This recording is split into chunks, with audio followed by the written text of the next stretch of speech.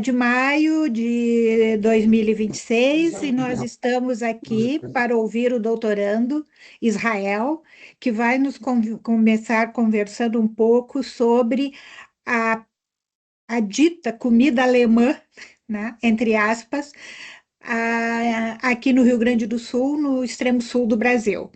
Então, antes de passar a palavra para o Israel, então, quero agradecer a presença de todos, especialmente do companheiro Humberto, que está aqui conosco, né, direto do México. E passo a palavra primeiro ao Carlos, que vai dar alguns avisos, e em seguida, então, o Israel inicia a sua apresentação. Boa tarde a todos, pessoal. Espero que vocês estejam bem. Eu vou enviar no chat essas mesmas informações, mas eu só vou frisar já de início para todos vocês. As nossas atividades dos encontros Brasil-México, a partir de agora, vão ter a possibilidade de ter inscrição como um evento da Univale mesmo, e junto disso a própria certificação. O nosso evento ele ficou com característica semestral, então nós vamos ter encontros até julho, já previstos, e, consequentemente, a certificação virá após o último encontro, 30 dias, que é o prazo que a Univale nos dá.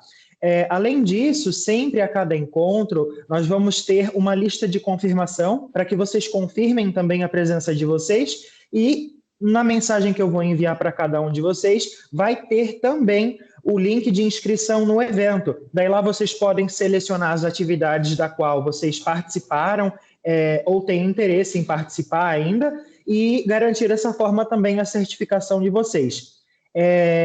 Qualquer dúvida que vocês tiverem, vocês também vão poder direcionar através do nosso e-mail, do campogastronômico@gmail.com, vai estar na mensagem também, e assim a gente consegue ficar conectado, vocês participam das atividades e também tem a certificação. Eu acabei de enviar a mensagem ali no chat, na sequência também envio em espanhol para os nossos amigos mexicanos, mas ali é só a abertura inicial para que vocês tenham uma noção de como está tudo funcionando. Então, é isso.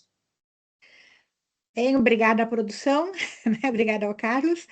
E Israel, agora teremos prazer em ouvi-lo. Vamos lá, então. Então, primeiramente, agradeço Suzana e Humberto pelo convite, né, de poder falar um pouquinho sobre um projeto, né, no qual a Suzana esteve, né, junto comigo ao longo aí de alguns anos, né, e eu vou comentar um pouquinho sobre toda essa pesquisa, né, a gente acabou, são questões preliminares ainda, nós não temos conclusões de fato, porque a pesquisa ela não está concluída, né, mas eu gostaria de contar aí um pouquinho dessa trajetória para vocês, né, espero que atenda aí as expectativas. Vamos lá. Deixa eu compartilhar aqui.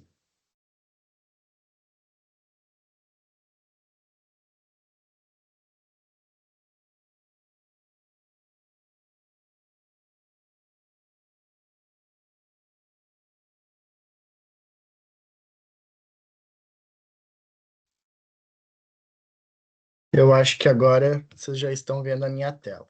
Sim, já entrou. Bom, muito bonita. Obrigado, Suzana. Bom, então, inicio a minha apresentação, né? A gente chamou essa apresentação de Comida como se a alemã fosse, né? Entre perdas, danos e a invenção da tradição gastronômica na cidade, né, de Nova Petrópolis. Então, eu me chamo Israel Bertamoni, eu sou gastrólogo de formação, mestre e doutorando em turismo e hospitalidade. Eu sou doutorando do PPG Tour H, da Universidade de Caxias do Sul. A Suzana era minha orientadora, né, no PPG Tour H. E, enfim, por mudanças ao longo aí do processo, a gente fez, né, toda essa pesquisa, construímos todo esse material, mas enfim, mudanças de rotas, né, aconteceram, e aí depois eu vou contar um pouquinho, então, da minha nova trajetória.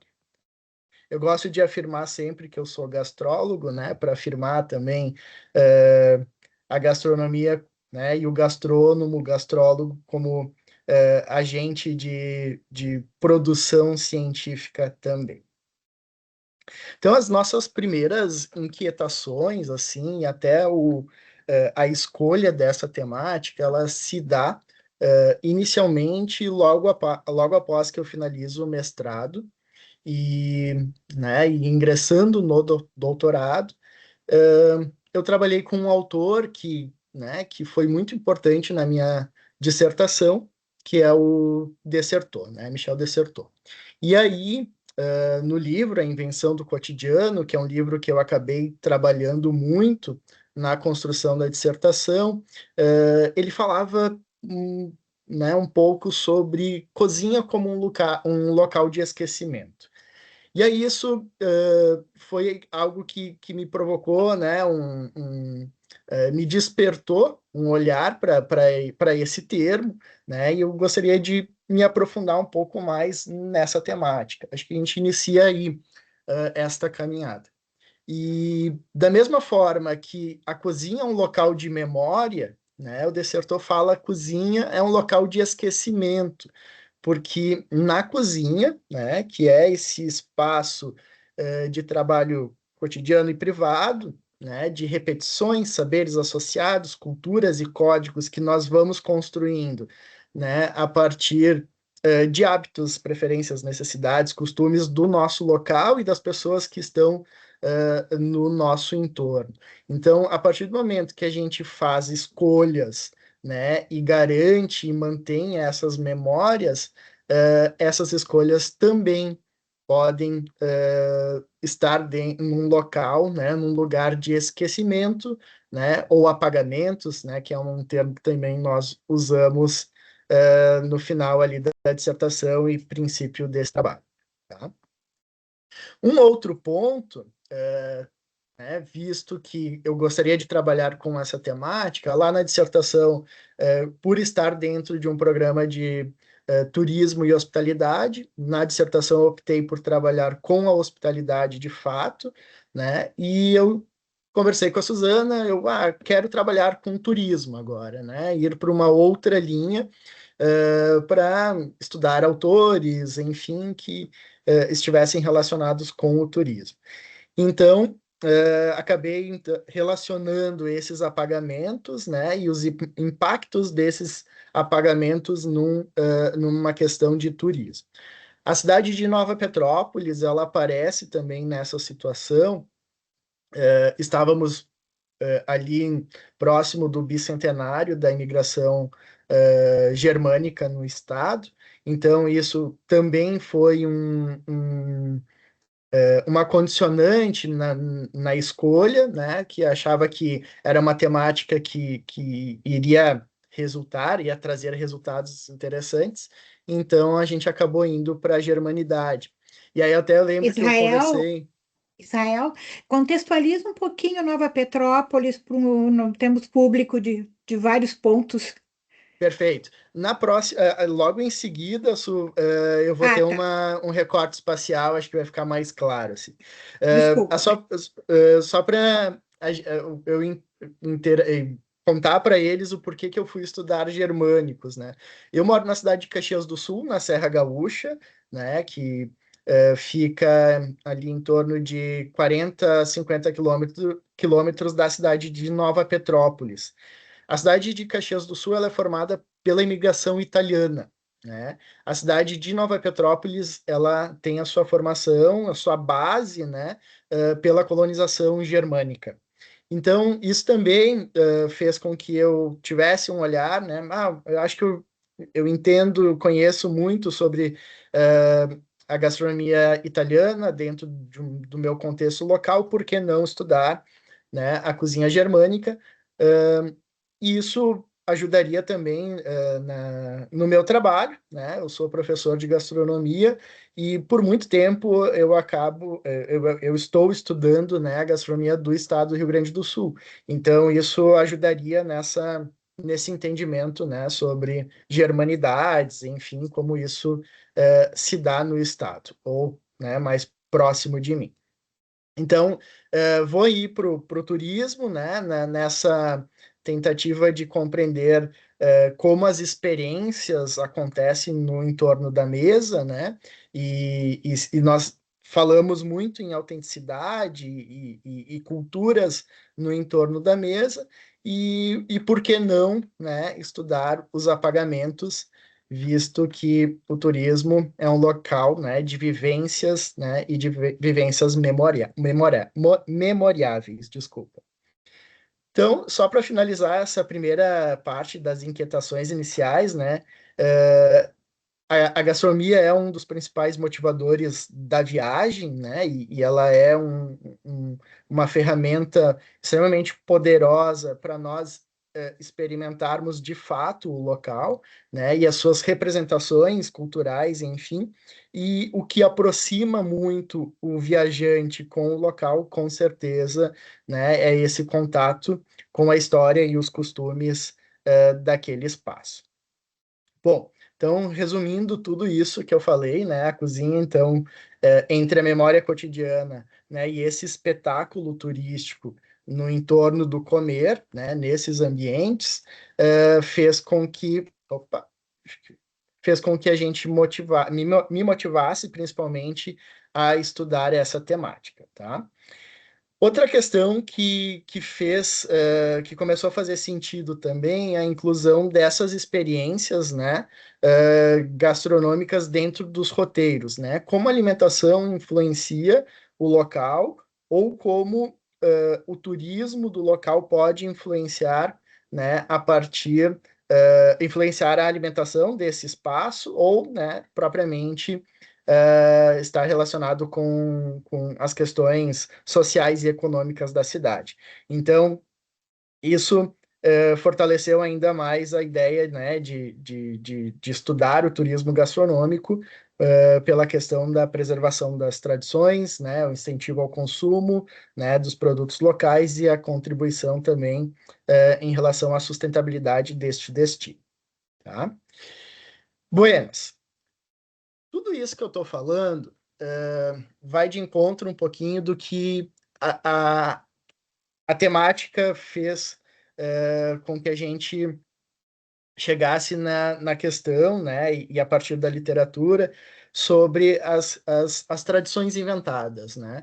Então, o produto turístico, né, ele passa a ser, né, algo tão importante para aquele local, né, para aquele turismo, e também é tão importante para o morador, porque juntamente com a gastronomia, a gente pode, de certa forma, valorizar, né, e desenvolver muito mais o senso de pertencimento no entorno do comer, né? Então, essa junção, né, turismo gastronômico, né, e os apagamentos possíveis da alimentação, quando combinados, né, a gente vai para contextos, inclusive dessas tradições que podem ser inventadas, né, ou que sofrem alterações, por diversos fatores, né? Então, os apagamentos que nós queríamos, né, identificar na cidade de Nova Petrópolis, eles estão muito relacionados a isso, né? Então, os achados que nós vamos ter ao longo do processo, né, faz parte também de uma tradição inventada que vai sendo construída, né? Então, quando a gente pensa em globalização, por exemplo, né, isso pode gerar, né, uma certa ameaça nas questões e culturais, né, pelo processo de homogeneização.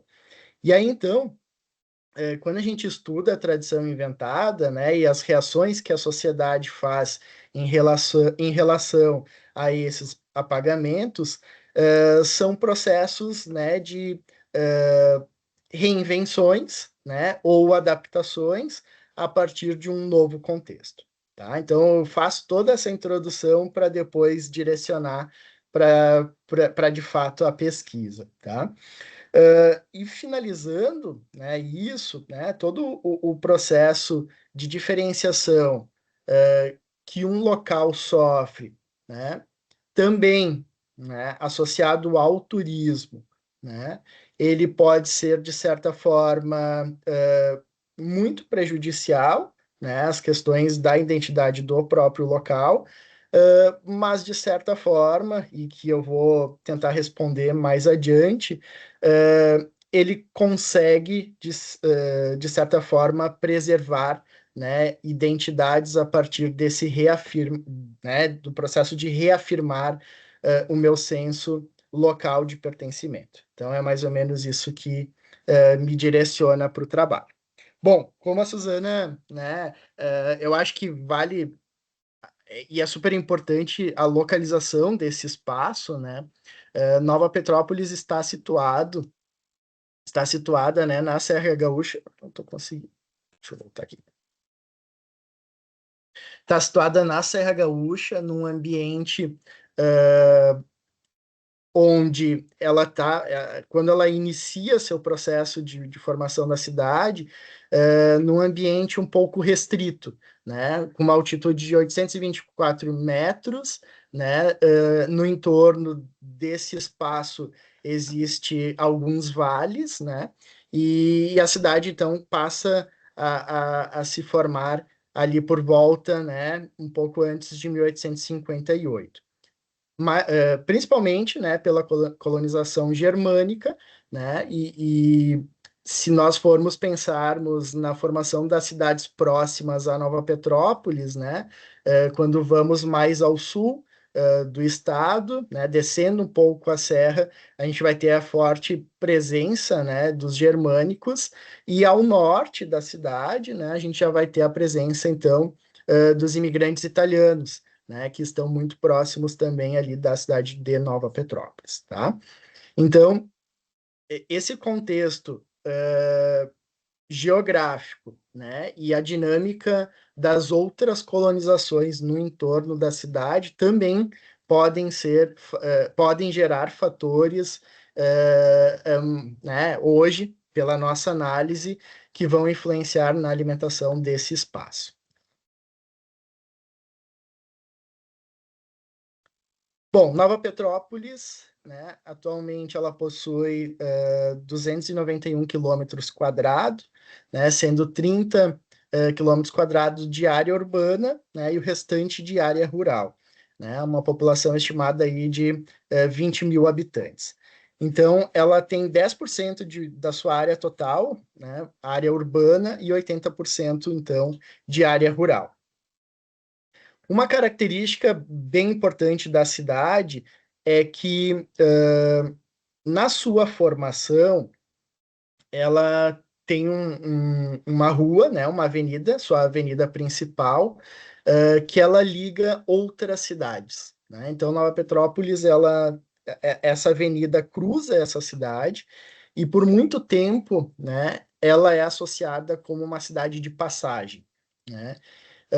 Se nós formos pensarmos na sua formação turística, né, o primeiro hotel ele aparece em 1930, né, e depois de 1940 ali a gente vai ter um aumento ali de alguns hotéis, né, que passam a surgir na cidade, principalmente relacionado com essa melhoria de acesso, né, rodoviário, e o próprio incentivo do poder público, né, em relação às questões turísticas, tá?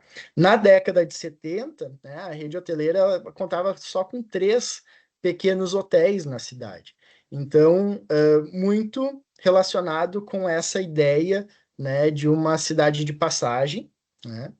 E outra questão, né, que ela ainda era uma cidade associada, né, ao meio rural, né, e não ao meio, né, não à prática do turismo, tá? Bom, hoje Nova Petrópolis recebe em torno de 1,5 milhão, né, de visitantes ao ano, né, e esse número, né, aumenta a cada ano. Então, ela passou a ser uma cidade turística, né, e muito relacionado com atrativos que vão sendo desenvolvidos, né, principalmente relacionados à ruralidade, né, que um turismo rural passa a existir ali, e associado também à sua cultura germânica, né? Acho que a germanidade fez com que Nova Petrópolis, né, fosse reconhecida como uma cidade turística de fato. E esses empreendimentos, eles estão relacionados, né, com empreendimentos familiares, na sua grande maioria, tanto urbanos, né, quanto rurais. Isso aqui é muito importante, né, porque essa construção, né, de um negócio familiar ao longo da história e a partir do momento que nós iniciamos a nossa análise, ela foi fragilizada, de certa forma, por questões como a pandemia, né? Então, esses locais, principalmente pequenos negócios de alimentação, pequenos restaurantes, pós-pandemia, fez com que aquelas senhoras que estavam nas cozinhas, né, não retornassem mais ao trabalho, né? E isso foi um ponto de atenção na nossa busca, né, e nosso entendimento dos apagamentos possíveis da cidade de Nova Petrópolis. Então, ponto de virada da cidade de passagem a destino turístico, só uma linha do tempo, né? E isso é impactado por diversos fatores, principalmente por um incentivo público, enfim, e o próprio incentivo privado, né, na construção, então, de pequenos negócios. E depois, né, mais recentemente, devido a esse fluxo constante, né? Porque a cidade de Nova Petrópolis, ela liga Caxias do Sul ou a capital com Gramado e Canela, né? Aumentando esse fluxo com o destino de Gramado e Canela faz com que esses negócios comecem a desenvolver de fato, né? Então, o café colonial passa a existir também como uma solução, né, inicial ali, como um atrativo, né? E mais tarde, então, a cidade vai se consolidando na área do turismo. Então, a partir desse entendimento inicial, né, da compreensão da cidade, enfim, a gente foi delineando, né, a pesquisa. Então, o foco eram, né, as germanidades nas práticas culinárias e o turismo gastronômico de Nova Petrópolis. Eu vou explicar logo em seguida por que nós utilizamos, né, as germanidades no plural, tá? O objetivo era, então, identificar os processos, né, de transformações, adaptações e hibridismos das práticas culinárias, tidas como associadas às germanidades, analisando, então, os seus desdobramentos no turismo gastronômico da cidade. Tínhamos como objetivos específicos, né? Então, identificar essas práticas, caracterizar as germanidades a partir das suas diferentes presenças, né? E analisar as práticas culinárias na oferta gastronômica associada ao turismo e ao morador, que também foi um ponto de atenção, né, nas nossas visitas ao local, tá? Então, como questão de pesquisa, né, quais os processos de transformações, adaptações e hibridismos associados às germanidades nas práticas culinárias em Nova Petrópolis e quais os seus possíveis impactos no turismo gastronômico no município.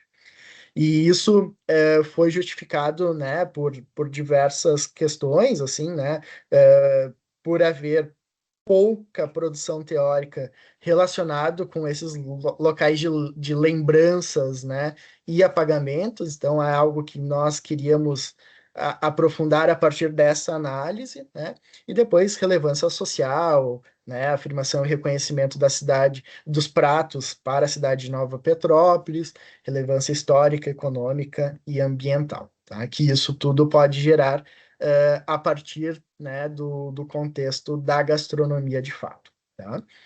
E aí a gente foi tendo algumas hipóteses e lacunas desse processo, né, onde nós tínhamos, então, a ideia de que o turismo, né, poderia interferir nas práticas culinárias locais e nas suas ofertas. Nós acreditávamos que os processos históricos e tecnológicos, né, alteram as práticas culinárias e alimentares, então esse era um segundo ponto. O afastamento das germanidades a partir, né, de um processo geracional e atrelado à concepção de identidade do local. Então, algumas coisas a gente presenciou, né, esse afastamento dessas germanidades, e por uma questão histórica também. E o saber fazer de práticas germânicas está sujeito a perdas, né? Então, quando nós começamos a fazer as visitas técnicas, né, nós realizamos 6 visitas e fomos definindo metodologia, enfim, nós fomos encontrando, né,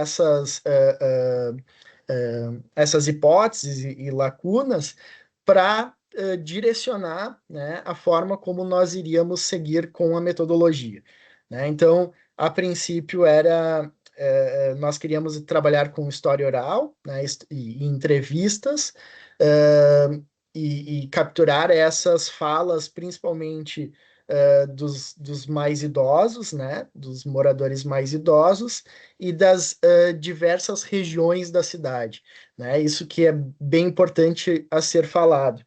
Nova Petrópolis, na sua constituição ali, né, sua formação, ela vai formando grupos, né, variados em espaços variados. Esses grupos estão relacionados às suas origens, né, e pelas suas aproximações culturais e sociais.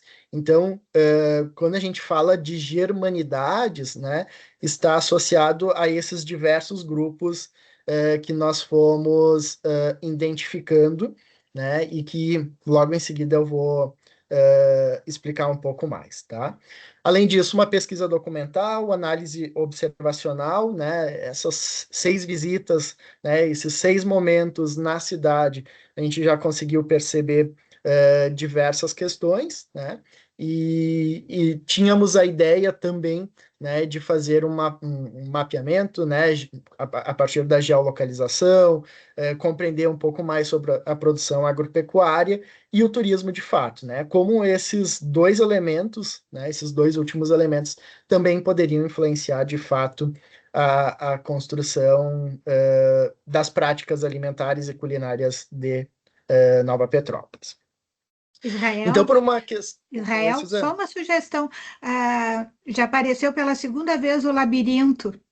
Eu Uhum. acho que podia explicar o que que é o labirinto, por que que ele é tão Ah, perfeito. recorrente, né? Sim. Então, o labirinto é um espaço feito numa praça da cidade, né? Ele é todo com vegetações, é um labirinto feito com vegetações, e é um ponto turístico, né? Super importante, né? Para a cidade de Nova Petrópolis, né? Os germânicos, eles têm uma forte relação com arvorismo, né? Com paisagismo de plantas, flores, enfim. Então, isso é bem perceptível nas cidades com uma colonização germânica, e aqui, então, ele está, né, no centro da cidade e é super importante aí para o contexto turístico.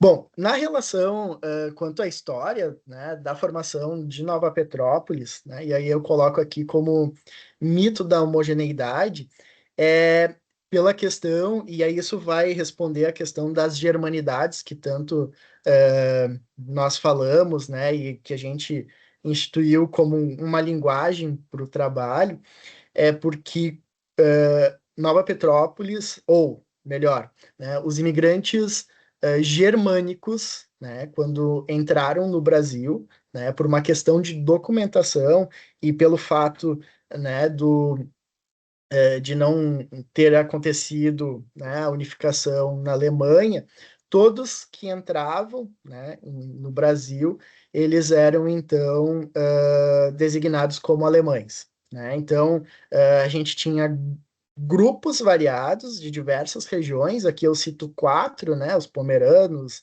né? A região da Saxônia, Boêmia, enfim, húngaros, austro-húngaros, que estavam nessa região macro germânica na Europa, né, e que acabam entrando aqui e então são denominados como alemães, né? Inclusive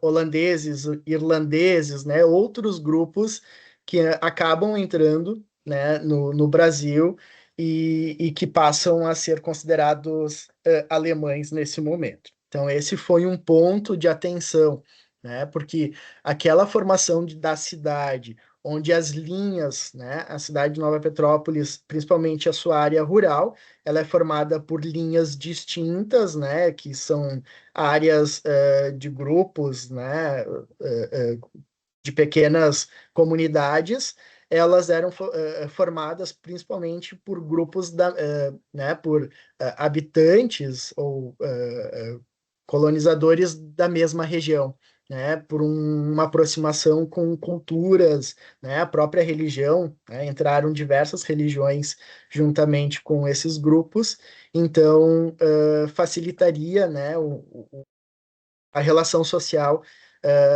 desses grupos e mais tarde com a cidade de uma forma geral, tá?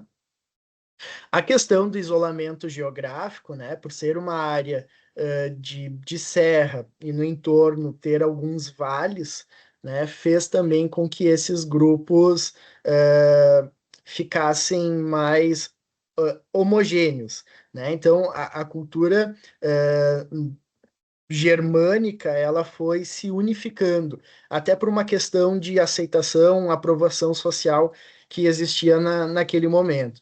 Então, muitas coisas relacionadas com a gastronomia, principalmente com as práticas culinárias, elas vão sofrer essa influência, né? Esse processo de unificação, né? E as pequenas, muito fortalecido mais tarde pelo turismo, mas as pequenas diferenças que poderiam acontecer, né, mais tarde elas são unificadas, né, e aí aquilo passa a ser autêntico, né? Então, o que a linha Brasil fazia, vou dar um exemplo que não é real, vou criar agora. Daqui um pouco a linha Brasil fazia uma cuca, né, com um tipo de gordura, né? A linha Eulália fazia com outro tipo de gordura, né? Mas quando a gente vai seguindo nesse processo, onde o turismo e a própria globalização vai, de certa forma, unificando, né, ou deixando, às vezes, até um pouco mais prática, né, a gente acaba perdendo essas diferenças, essas diferenciações nos preparos, nas técnicas, né, e assim por diante, né? Então, são consequências desse processo. Da mesma forma que os ingredientes, né? Os ingredientes, como nós estamos falando de colonizadores, né, grupos que vão vir de outro local, num contexto geográfico completamente diferente, eles precisaram, né, por uma questão de necessidade, se adaptar aos ingredientes que estavam disponíveis naquele momento. Então, basicamente, isso que eu falei, né, dessa formação social está relacionada, né, com esses grupos, né? Então, diz aqui, cada grupo, núcleo colonizador cultuava as tradições do seu local de origem, sendo que nas áreas de colonização germânica, até o início do século XX, a comunicação e o ensino eram ainda realizados na língua dos colonizadores. Assim, né, mantinham a cultura, os hábitos e as tradições do seu país de origem. Então, até o século XX, eles conseguiam manter, né, aquela cultura muito mais fechada, né, do que nós temos hoje, onde acontecem, né, a partir daí os processos de hibridismo, né, e alterações por diversas questões que eu vou abordar agora, tá? E nesse século XX que o Israel está colocando, inclui até 1970, 1980. Né? O alemão ainda era nas lojas não turísticas, digamos assim, da comunidade, o diálogo entre o atendente e o consumidor era em alemão. Exato, E na exato. rua a gente andava e as pessoas estavam falando alemão. Uhum. Então, Isso aí. isso vai até anos 80, ainda peguei, final dos anos 80, ainda peguei isso. Ótimo. E aí, aqui também na década de 70, né, a questão do café colonial, né, que passa a ser uma ferramenta também da própria reinvenção dessa tradição, né? E é uma mescla de diversas culturas germânicas no mesmo espaço, né? Então, aquilo que vai ser criado está associado também a essas dinâmicas desses diversos grupos que estão ali. E, consequentemente, né, vão sofrer hibridismos, né, como a entrada do bolinho de aipim, né, o trigo e o centeio também entram nessas dinâmicas, né, e com isso a gente vai ter, então, essas reinvenções, né, dessas tradições, muito discutida pelo Robesbaum. Bom, então aqui eu trago também, basicamente, o que eu acabei de falar, né, que o que eles trazem como cultura culinária, né, sofre esse hibridismo. Então, o trigo e o centeio, que eram a base, né, do pão, eles passam a utilizar o milho, né, a batata inglesa, né, eles vão vir com a cultura e o consumo enraizado, né, das batatas, mas aqui eles foram encontrando outros produtos, né, como o próprio aipim, né, e essa diversidade, né, relacionada com o clima também. Então, é, os isolamentos sociais que existiam, né, e uma busca por sobrevivência principalmente dessas comunidades mais rurais, fazia com que eles mantivessem ou adaptassem práticas culinárias, né, como aqui, né, eu coloquei como o porco comunitário. Inclusive, na nossa última visita em Nova Petrópolis, não sei se a Suzana vai lembrar, que nós fomos visitar uma amiga que ia ser a parceira também do projeto. Ela comentou isso, o pessoal aqui da comunidade faz linguiça, né, comunitária. Então, né, traz um porco, dois ou três porcos ali, e aí eles distribuem banha, né, fazem isso de forma coletiva, né, então é algo que ajudou, né, nesse hibridismo entre técnicas, né, e culturas e práticas diferentes. E aí, essa questão, né, dos apagamentos e dessas alterações ao longo do processo, né, dessas transformações, também me fez questionar, né, assim, até que ponto é autêntico, né, e como essa autenticidade ela vai se dar, né, a partir da alimentação. Eu, Israel, enfim,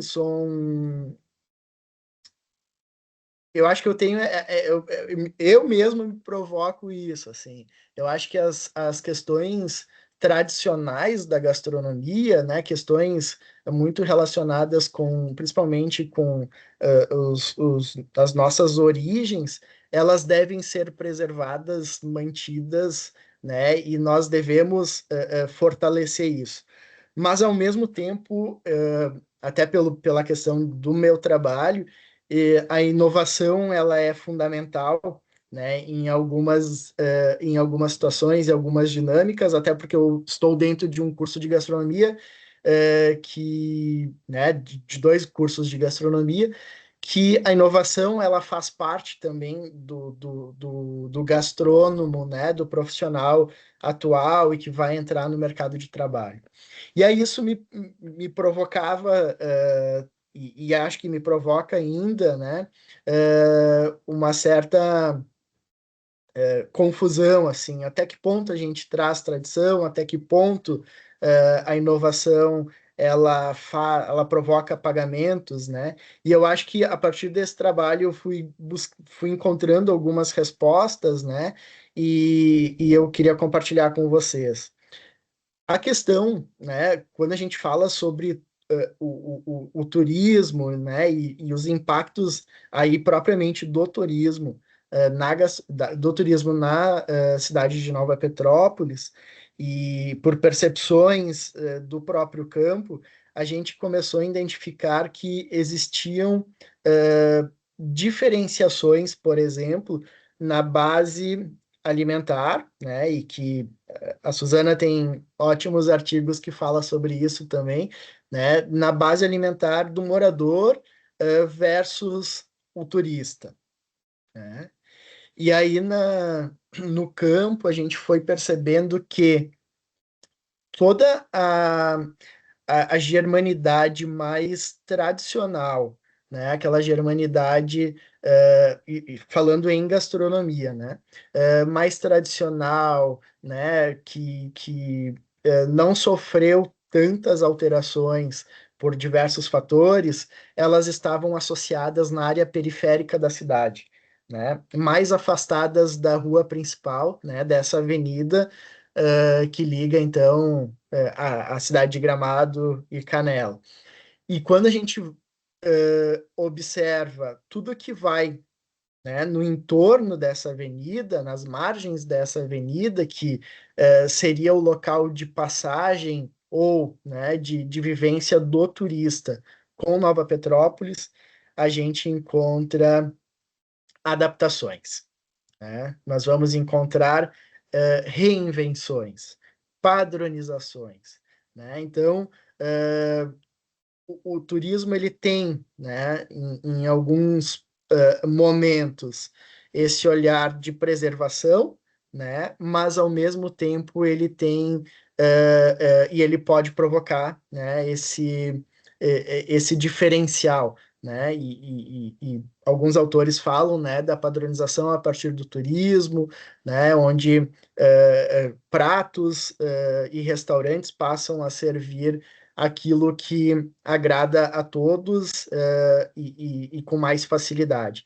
Então, isso a gente percebeu, né, que as padarias, né, os supermercados que estavam nos bairros, na periferia, afastados do centro, tinham uma certa autenticidade que era diferente daquela comida mais padronizada, né, aquela comida de turista que nós encontramos na avenida, tá?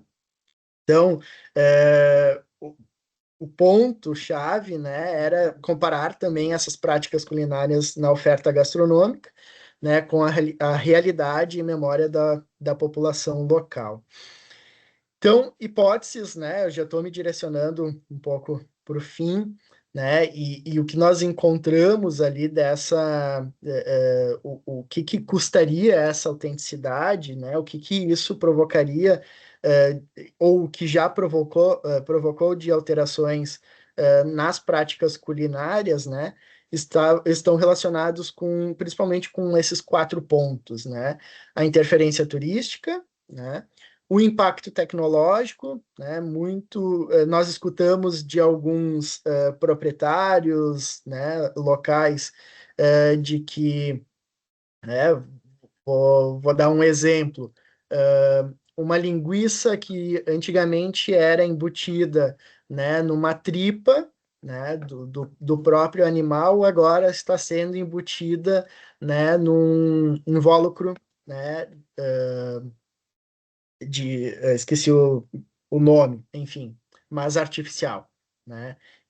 Isso impacta no resultado deste produto, na qualidade desse produto ou não, né? Então, até que ponto o impacto tecnológico e todas as inovações industriais podem interferir, né, na autenticidade dessa cozinha tradicional. Outro ponto que nós identificamos, até comentei ali no início, né, esse distanciamento geracional, uh, e que é muito comum aqui pelo menos aqui na Serra, né, de que os jovens vão para a capital, né, por uma busca de estudos, pelo menos iam, né, principalmente nos anos 80, 90, né, iam para a capital e acabavam, né, de certa forma, se afastando, né, da cultura e das tradições. Só que aí, essa questão do distanciamento geracional estava relacionada com outros fatores, assim, pelas falas que nós escutamos, né? A pandemia foi um forte influenciador disso, né, desse afastamento, e que muitos jovens, isso é uma percepção que nós na gastronomia estamos observando, né, que os jovens estão, depois do boom da gastronomia, agora não estão mais procurando também essa formação, né, consequentemente, aprender a cozinhar já tem um outro significado atual. Né? Isso pode ser um fator determinante aí de distanciamentos, né, do conhecimento do ato de cozinhar, o saber fazer. Né? Então é isso que é possível. E é isso, né? Esse saber fazer, né? Que foi se moldando ou, né? Dentro do processo, né? Da própria globalização, a gente vai tendo funções técnicas, equipamentos, né? E produtos diferenciados, né? Que nos distanciam do saber fazer. Né? Eu vou fazer um pão, um bolo como se faz, né, pegando todos os ingredientes, ou vou comprar um bolo sol, né, que é essa tecnologia industrial, essa inovação industrial, né, só misturo um ou dois ingredientes e eu tenho ele muito mais rápido, né, com um custo muito mais baixo e o bolo vai sair perfeito, né? Dificilmente a gente tem erros com esse tipo de produto, né? Então são perdas do saber fazer. Então, a globalização, as tecnologias e a expansão da cultura mundializada, né, transformam os padrões de comportamento social, né, e a gente vai ter, então, o inverso disso também, né, quando eu falei que a inovação, ela pode ser um problema, mas também a globalização ela pode ser uma pausa, né, para pensar caminhos possíveis, né, ou a busca por tradições, né, e o próprio regionalismo que aparece a partir desse processo de globalização. Inclusive tem alguns autores que já falam em desglobalização, né, um termo que inverte o processo, né, essa busca pela desglobalização que, inclusive, já está aparecendo até em eventos de gastronomia, né? Vou fazer uma cozinha mais desglobalizada, né? Então, seria essa busca pelo regional, pelas tradições locais, né? Então, o global e o local não são dicotômicos, né? Não se apresentam separados no espaço e no tempo, e aí eu abro um parênteses aqui, né? Uh, uh, a gastronomia em si, ela não está, né? Ela não é algo estática, não é algo estático, né? E ela se transforma dentro desse espaço e tempo. Né? Então, faz parte da dinâmica da alimentação, né? A apropriação, a recriação, a invenção, né? De culturas locais e regionais. Sim, né? O que está em jogo é a autenticidade, né? E de que forma que nós conseguimos, de fato, né? Preservar, né? Dentro dessa dinâmica. E aí, só para contextualizar, e que eu acho que foi um dos grandes achados do campo, né? Que eu e a Suzana estivemos, e isso gerou também um outro trabalho para um evento, né, onde nós analisamos 10 cardápios de 23 restaurantes tidos como germânicos, né, pela Secretaria Municipal de Turismo de Nova Petrópolis, né, observando principalmente os cardápios. Né. Nesse trabalho em específico, nós excluímos os cafés coloniais e bares, né, e fixamos principalmente, né, nos restaurantes germânicos. E é muito interessante, né, porque esse é um caso da foto, né, de um dos cardápios e que num olhar um pouco mais né, cuidadoso, a gente foi identificando principalmente essa tradução, né, do nome do prato do alemão, né, para uma tradução no português, né, mas a gente encontra também uma tradução relacionada, né, com uma cultura italiana, né? Então, isso também provocou, acho que, um estranhamento, né? Que schnitzel e lombo à milanesa, né? São coisas tecnicamente diferentes, né? Em termos de pratos, mas aqui eles estão associados, são tratados como sinônimos, né? Entre outras situações que nós encontramos de que a tradução às vezes tinha até nome de um prato italiano, né? Então, o simples fato de grifar ou de escrever um cardápio, né, com essa relação, será que nós não estamos? Será que isso não é um grande problema, né? De certa forma, a gente não está provocando um apagamento, né, dessa cultura, né, e desse prato, né, e que às vezes o prato listado não era o mesmo, né? Então, e por que isso? Né? Acho que a gente ficou muito mais questionando essa tradução, né, do que de fato o prato em si. E aí eu trago um pouco disso, né, dessa hibridização da cultura e da cozinha, e aqui eu trago como Rio Grande do Sul, né, porque ela vai acontecer, né, ela aconteceu. Essas adaptações, elas acontecem e vão continuar acontecendo, né? Mas até que ponto uma cozinha pode sobrepor a outra, né? Hoje, e que a Suzana defende muito e que eu acredito também, nós não falamos mais de cozinha italiana, né, no Rio Grande do Sul.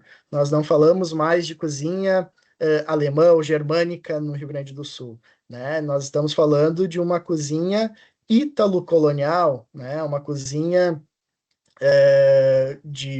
que passou por um processo de hibridismo, que passou por um processo de adaptação por diversos fatores, né? Mas aqui eu trago essa imagem porque problematizou no seguinte fato, né, de que a gente encontrou e nós estamos encontrando na cidade de Nova Petrópolis uma aproximação maior para a cozinha, ela está se aproximando a cozinha italiana em restaurantes germânicos, né? E o porquê que isso está acontecendo, né? O que isso provocou? Principalmente nas últimas décadas, né, do século XX, a gente vai ter a cultura dos colonizadores italianos em alta, principalmente pelas comemorações do centenário, né, dos primeiros eh, eh, né, imigrantes italianos, e isso foi tratado, né, com muita intensidade no Estado, né, e aí o nosso questionamento era, hoje, será que a italianidade está sobrepondo a germanidade inicialmente a partir da análise de cardápios? E aí eu faço sempre alguns questionamentos, principalmente com os alunos, né? Né? Os restaurantes de Nova Petrópolis agora estão servindo uma comida, né, que é muitas vezes mais italiana do que germânica, né? Por quê? Por que está acontecendo isso? Por que que a comida italiana ela tem esse poder, né, na Serra Gaúcha, assim, de apropriação, né? E aí eu faço o questionamento para os alunos: será que é mais fácil vender comida germânica ou comida italiana? Né? Será que as técnicas influenciam? Né? Será que os sabores? né? Será que a questão de ser uma comida mais leve ou mais pesada não influencia nessas escolhas também? Então, esses achados, né, eu acho que seria o ponto de discussão, né, para as próximas fases do trabalho, né, principalmente com os proprietários e os cozinheiros desses espaços, né, o porquê, né, por que que a gente precisa ter o galeto a primo-canto num restaurante germânico, né, por que que nós precisamos ter polenta, enfim. Mas aí eu abro um outro parênteses dizendo o seguinte: ah, mas eles não comiam esses pratos? Né? Numa dessas conversas, né, que nós tivemos com o morador, ele disse: não, essas comidas, né, germânicas que nós encontramos, principalmente nos restaurantes, elas são as nossas comidas dos finais de semana. Né? O que nós comemos diariamente, o que eu comia diariamente com a minha família, isso um morador, era feijão, arroz, né? E aí a gente traz também essas reinvenções, né? Até que ponto, né? Essas reinvenções não estão relacionadas, né? Como a gente já falou anteriormente, com a dinâmica do turismo, tá? E aqui, né, então a identidade é uma construção dinâmica, né, e inseparável, né, como que nós conseguimos preservar a partir das experiências individuais, né, com as instituições coletivas, né, e uma preocupação que nós encontramos e que veio também do poder público em conversa com o secretário de turismo naquele momento, de como preservar, né, e como manter isso para as novas gerações, né, e transformar isso numa dinâmica social e que esteja atenta, né, ao senso de pertencimento daquele morador, né, ou daquele jovem ou daquela criança, esse era o objetivo, como pertencentes daquele espaço, né, e daquele grupo. Então, só para finalizar aqui, né, a anatomia do ecossistema cultural, então, o espaço delimitado, as relações próximas, né, as memórias compartilhadas e os sentimentos de pertencimento são fundamentais, né, para que ocorram essas preservações, né, para que a gente consiga, de fato, manter as práticas culinárias, né, presentes dentro daquele grupo, dentro daquele espaço, tá? Então, para finalizar, né, reconhecer o hibridismo, né, não diminui a identidade do local, né, pelo contrário, ela revela, né, a história e a adaptação ao longo do tempo. A pesquisa ela tem como objetivo, né, não é uma pesquisa que está finalizada, mas mitigar o apagamento da cozinha como um lugar central de memória e repetição coletiva e proteger o saber fazer, né, o artesanal, né, garantindo então essa sustentabilidade cultural, ambiental associadas, né, com essas práticas mais artesanais. Como eu falei antes, né, o objetivo do trabalho, eu queria que existisse uma entrega, né, não só uma pesquisa acadêmica, mas que o trabalho pudesse fazer sentido para a cidade, né? Então, nós tínhamos a ideia de trabalhar com as escolas, né, com as crianças, e que dentro do processo de curricularização, né, municipal, a inclusão da alimentação ou a inclusão da gastronomia em um certo momento, né? Porque na cidade a dança e a música folclórica ela está presente nesse processo, né? E por que não utilizar a gastronomia também como uma ferramenta, né, para a construção do senso de pertencimento? Essas são as minhas referências, né, desta apresentação e agradeço aí pela escuta. Fico à disposição aí para as trocas, né, e que vocês tiverem aí de dúvidas, eu me coloco então à disposição agora. Opa.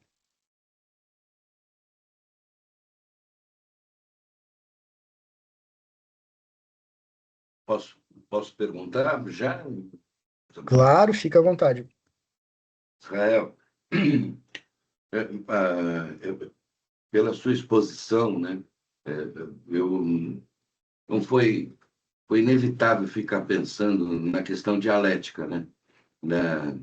O tempo todo é um processo mesmo. E eu queria saber de você, dentro desse estudo, desse processo de transformação e preservação, aonde cabe a brasilidade? Então, vamos lá. Eu acho que a brasilidade deveria estar presente muito, né, nesse contexto. O que nós encontramos, desculpa, o senhor é de onde, Luiz. professor? Não sou Da professor, Unis. sou jornalista Ah, de perfeito. turismo. De turismo. Aqui no estado, no Rio Grande do Sul? Não, fico em São Paulo, Bom. eu edito o Portal do Hoteleiro. Ah, perfeito. Essas cidades, não sei se o senhor conhece.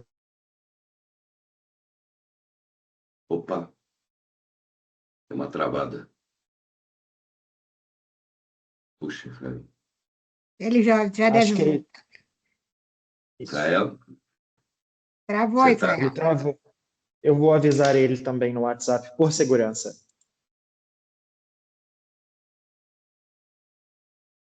Eu não sei muito bem em que linha o Israel vai lhe responder, né? Sim, Suzana. Mas eu considero que a brasilidade é a soma de todas essas regionalidades, né?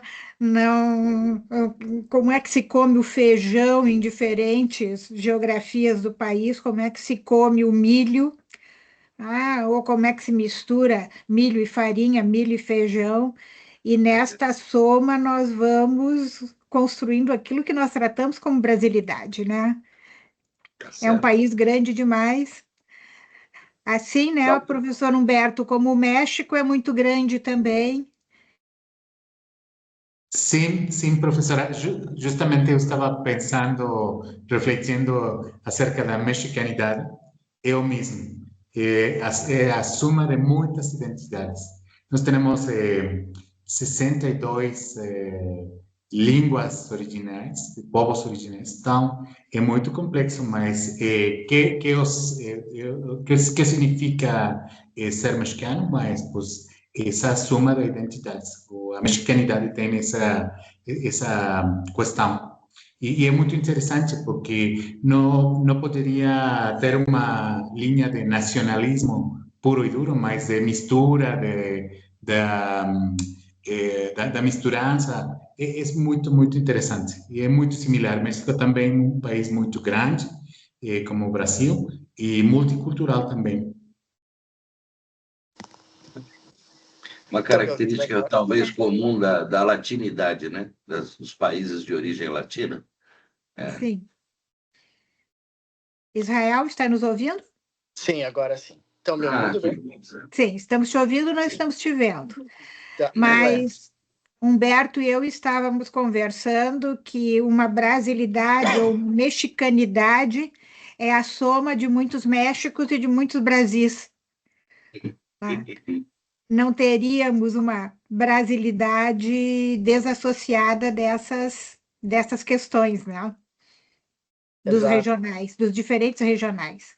E eu acho que aqui tem uma característica muito forte, né? O processo de colonização, principalmente nessas cidades pequenas, é tão enraizado, né? Que a apropriação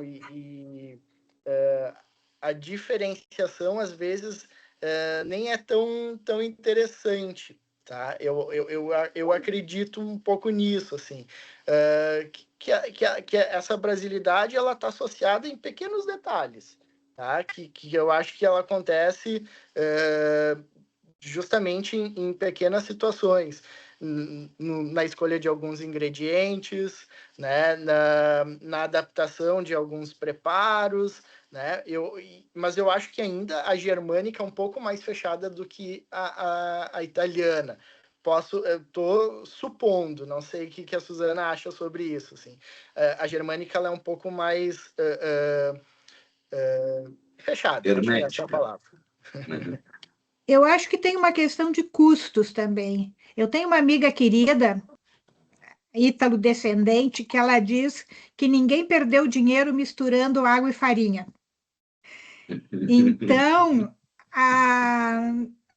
se o ingrediente é água, farinha e alguns tomates, variando na composição, é menos custoso do que um porco, seja lá o joelho de porco, seja a linguiça, né? Que são produtos, é mais a origem nas carnes e acaba sendo mais caro. Tá? Então, se eu posso ter uma versão um pouco mais de menor custo, né? Perfeito. Isso eu acho que facilita, né? A entrada das italianidades por todos os espaços. Tá? Inclusive, uma tradição muito forte que nós tínhamos aqui, que eram os churrascos, não é? O churrasco hoje, ele já não é mais a comida de todo domingo. Tá? Ele é uma comida que, às vezes, a gente come, né? E eu sempre brinco, no bairro onde eu moro, em Porto Alegre, nos domingos, todo o bairro cheirava a churrasco. Né? Era cheiro de churrasco em todos. E hoje não. Hoje não tem mais cheiro de churrasco, muito raramente, mesmo nos domingos. Né? De certa maneira, como Israel colocou antes e que nós já tínhamos visto na área italiana também, da italianidade, a comida de origem, né? Ela deixa de ser cotidiana e passa a ser comida de domingo. E é essa comida de domingo que vai ser apropriada pelos restaurantes e pelo turismo. Né? Ou, no nosso caso aqui também, ela passa pela organização que as festas de comunidade, Humberto, que nós chamamos festas de capela das pequenas igrejas, né? Essas festas de capela ainda mantêm ou mantinham, né, uma certa comida de origem. Agora, uma outra questão que o Israel não chegou a falar, em Nova Petrópolis, o restaurante que se dizia alemão, né, ou da germanidade, como nós estamos tratando, ele tinha na cozinha moças e senhoras que vinham de uma forte tradição familiar com essa cozinha. Então, elas vinham para o restaurante trazendo a sua tradição familiar, a cozinha familiar, para o restaurante. Hoje, essa mão de obra, digamos assim, está sendo substituída por pessoal formado em gastronomia. Né? Em Israel, isso a gente não chegou a aprofundar, tá? Mas essa inversão da mão de obra, do tipo de mão de obra organizando a cozinha, com certeza vai impactar.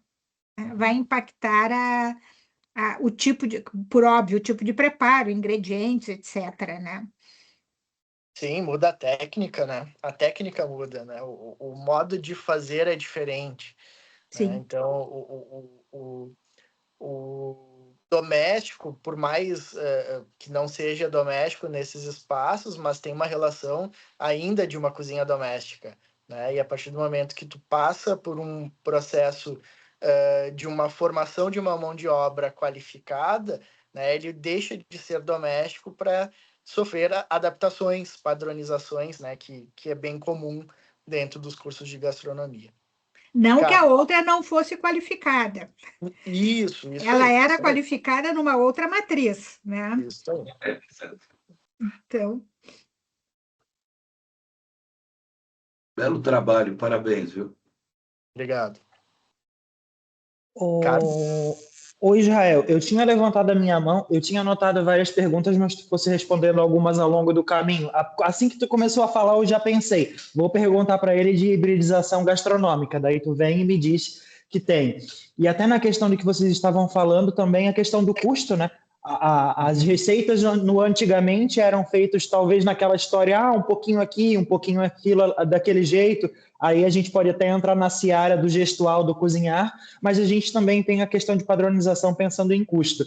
Mas a minha pergunta em si é agora pensando até com o teu tópico atual de pesquisa. Tu conseguiria ver, pensando em Nova Petrópolis, talvez uma gastrodiplomacia através das germanicidades da cidade, se a cidade, o poder público, quando fazem eventos, por exemplo, pensam como um atrativo através da comida, utilizando da comida da germanicidade, ou tem uma mistura ali nos festivais, nesses momentos, sabe? Porque eu fiquei pensando no que tu estava pesquisando com a comida em si lá em Nova Petrópolis. Não sei se seria algo interessante. Perfeito. Só para contextualizar, né? Principalmente quem entrou. Então, hoje eu estou estudando gastrodiplomacia, né? Na verdade, eu estou estudando as dimensões de comensalidade, né? E que a gente vai direcionar a gastrodiplomacia, essa alimentação em ambientes diplomáticos ou associadas, né? Daí, neste caso, Carlos, ao soft power, né? A gente poderia utilizar essa cozinha como um soft power como um mecanismo de promoção, né, e identidade do local, né? Mais ou menos nesse sentido a gente poderia trabalhar, com certeza. E tanto esses eventos acontecem aqui, o próprio Festival de Folclore de Nova Petrópolis. Existem algumas situações de alimentação nesses ambientes e eles são fortemente relacionados com grupos alemães mesmo, que vão vir para cá, né? Ainda tem um forte investimento, né, Suzana, de alguns países, tá? Nesses espaços, né? Se eu não me engano, lá na Ana, eram os húngaros, né, Suzana, que ela comentou? Eu acho que sim. Isso. E eles investem muito dinheiro aqui, né, como uma forma de valorização da cultura deles fora do seu espaço. Assim, é muito bacana. E eu acho que eu olharia, né, para essa cozinha germânica, que agora eu chamaria, né, cozinha teuto-gaúcha, Teuto-colonial brasileira. teuto-colonial brasileira, né? Mas como uma ferramenta, sim, né? Como um soft power de Nova Petrópolis. Como a gente vem Bem tratando interessante isso. como nós viemos tratando agora no último trabalho que eu apresentei, do ato de compartilhar o chimarrão, né, a comensalidade no entorno do chimarrão como um mecanismo, né, de gastrodiplomacia.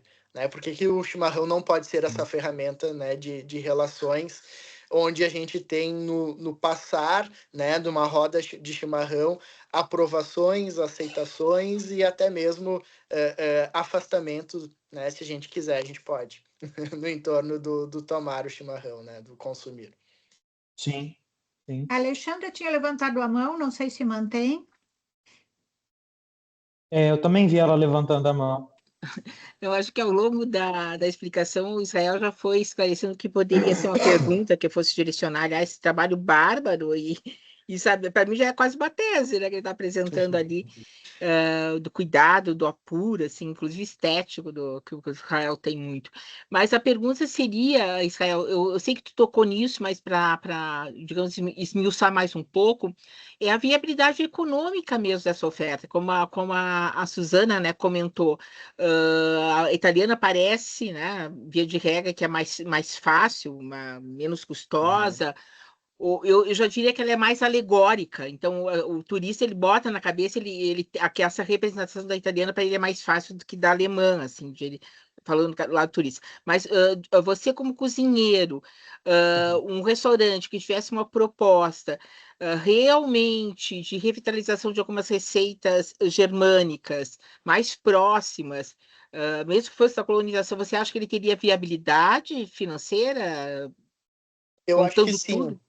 Eu acho que sim, Alexandra. Mas eu acho que tem um outro detalhe que é muito importante, assim, entre cozinha germânica e cozinha italiana. Nós vamos adaptando o nosso gosto, o nosso paladar, né? Então, eu acho que a cozinha italiana ela tem uma aproximação mais fácil do público do que uma cozinha germânica, né? De uma cozinha mais não simples, mas uma construção de sabor mais padronizada, vamos chamar assim. Né? Então, eu acho que ela vende nesse sentido. Né? Vou botar uma boa massa com molho de tomate, ou vou comer um joelho de porco, né? Que o cliente vai olhar para esses dois produtos, para esses dois pratos, qual ele vai escolher, né? Então, acho que tem essa relação assim de padronização de sabor, a padronização do paladar, né? Acho que está envolvido também nessas escolhas. Né? Eu acho que acho que está relacionado a isso. E sim, eu acho que é viável dentro da cozinha germânica, desde que tu tenha público que compre, né? Que tu tenha demanda para isso. Né? Pode ser que esse seria o nosso achado em continuar a pesquisa. Será que tem demanda? Né? Não, mas Exatamente. agora, Israel, nós visitamos não sei se é um açougue, mas é um processador de carnes, Uhum, tá? E que aí nós perguntamos para quem eles vendem, né? uhum, E aí eles disseram que eles vendem um pouco para a cidade, mas muito para Porto Alegre. uhum. Então, eles têm a matéria-prima, né, que não é necessariamente feita só ali no local, é uma matéria-prima que eles são fornecedores. Sim. Então, o mercado, digamos assim, não é micro, o mercado é um pouco mais estendido.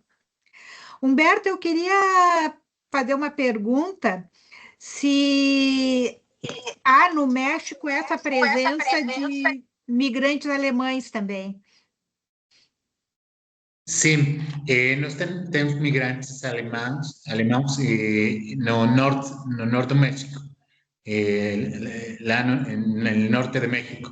Temos migração alemã, mas eles são muito fechados, são grupos muito fechados. Eles não misturam com gente de outra procedência. Eles têm grupos muito fechados. Y son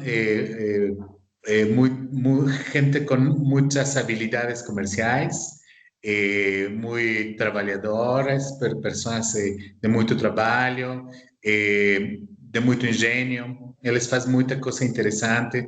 Eles fazem queijo também, muita atividade relacionada com a vida rural, com o entorno rural. Nós temos, mas é um grupo muito pequeno. E tem também uma conotação religiosa muito importante também. Eles são representantes do protestantismo. Luteranos. Luteranos. Aqui Sim. no Sul também a maioria seria luterano na origem, né? E depois já há alguns católicos, mas do imigrante mesmo seria luteranos. Bem, eu acho que o nosso público já nos deu tchau também, né? Então, acho que nós queremos agradecer ao Israel, né, pelo trabalho, tá muito rica a apresentação, e eu acho que nos permite depois programar, né, Humberto, essa germanidade mexicana para Sim. nós ouvirmos sobre nos nossos próximos blocos, nessas nossas trocas. Com certeza, Susana, poderia ser um ótimo fala ter acerca da germanidade mexicana. É algo muito raro, né? Um mundo muito fechado, mas é bem interessante entender suas lógicas, suas dinâmicas de produção, de organização e também aquelas trajetórias históricas pessoais e sociais que eles têm da migração. Sempre um fenômeno muito interessante de entender, de compreender. Eu também quero parabenizar a Israel, é muito legal sua pesquisa, tem muito horizonte, muito, parabéns pelo trabalho. Muito obrigado. Obrigado, Então, Humberto. Obrigado, Israel, a Susana, palavra é também. sua para suas despedidas. Então, eu agradeço, né, pela escuta, né, por compartilharem, né, pelas perguntas também, que são sempre muito pertinentes. Agradeço, Susana, mais uma vez aí pela parceria, né, e quem sabe a gente dá um rumo para a finalização desse trabalho, né, que ele tá estruturado, né, tem muitas questões ainda, muitas delas já foram resolvidas, mas eu acho que num campo agora, com algumas entrevistas, a gente chegaria com informações e conclusões também bem interessantes. Obrigado pela parceria. Acho que o Luiz Henrique ainda quer dizer alguma coisa. Eu queria, né, comentar com vocês que nós estamos participando de um grupo que vem procurando estudar a brasilidade, né, como uma hospitalidade tipicamente brasileira. Tivemos a oportunidade de fazer algumas entrevistas e ter como resposta unânime de que sim, que existe uma típica hospitalidade brasileira. Eu me pergunto até quando ela não está associada ao bem receber latino, sabe? De raiz latina. Essa coisa mais caliente, essa coisa da empatia, porque fomos colonizados, né? E aí tivemos essa circunstância de uma cultura muito diversa. E a capacidade de empatia, né, de um gaúcho e de um baiano, né, ela se mostra de uma maneira surpreendente no nosso território, coisa que você não encontra em outras culturas, talvez mais consolidadas, né? E talvez isso seja um grande diferencial competitivo, né, para o nosso território, né, esse acolhimento. E por isso a gente está tentando imaginar como é que a brasilidade pode atuar como um fator competitivo turístico, né, para um país que lidera o ranking mundial em atrativos turísticos naturais e se encontra, de acordo com o Conselho Mundial de Turismo, em 8º lugar em atrativos turísticos culturais. O problema é que eu acho que, para a gente encarar essa nossa realidade cultural, a gente encontra algumas barreiras culturais, né, impostas por uma visão eurocêntrica, né? E porque se formos ver na base da nossa raiz, as 400 etnias indígenas representam uma riqueza que nunca se deu valor a ela, né?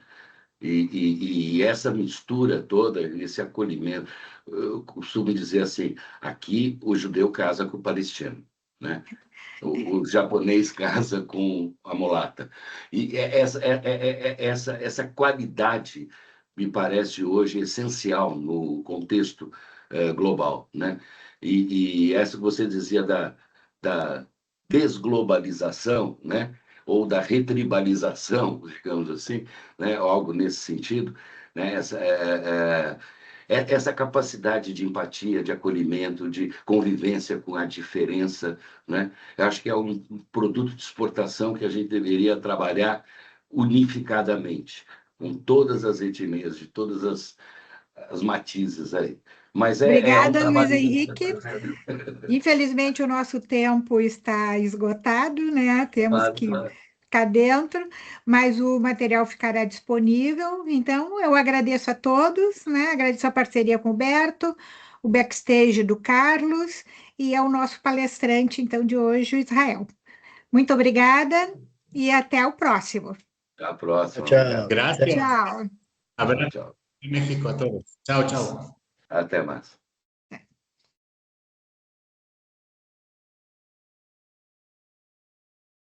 Parou de gravar?